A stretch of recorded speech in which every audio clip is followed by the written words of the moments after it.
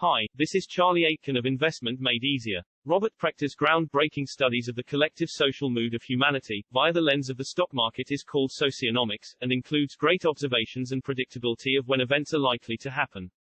Whilst recommending you to the excellent work at the Socionomist Institute, simply Socionomist's endeavors make the subject matter easier to understand.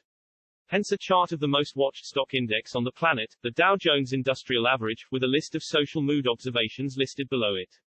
A rising stock index, or bull market, is driven by an upbeat social mood, with the positive traits listed in blue. Meanwhile, a falling market, or bear market, ushers in a more cautious and negative social mood. You may have noticed that a rising market, or positive social mood, are accompanied by periods of relative peace. Whereas bear markets, particularly protracted ones, often lead to conflict.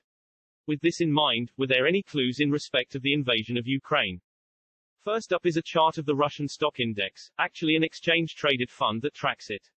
Note that the index has been trending lower since its 2008 all-time high, a prolonged bear market as the collective social mood of the Russian people turns negative. It is of no coincidence in respect of the timing of the Russian incursions into Georgia, Crimea and now Ukraine once again. Let's dig a little deeper.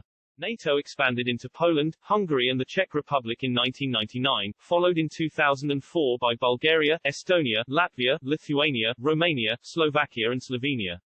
Russia was annoyed, as it was between 2009 to 2020 when Croatia, Albania, Montenegro and North Macedonia became members, but importantly, there was no military conflict as the collective social mood was positive. However, when world leaders inferred that Ukraine and Georgia could join NATO in April 2008, an historic bear market year globally, the Russian bear struck back by invading Georgia. Although Ukraine was invaded in 2014, when Crimea was annexed during another period of negative social mood for Russia, the West was waxing in a positive social mood, when Georgia is preferable to war. Now, unfortunately, the global social mood is turning negative once again, including the US, Russia and across Europe.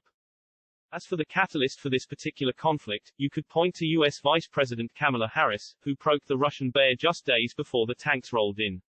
Ironically, the conflict started on the day that the major US stock indices hit their post-early January lows.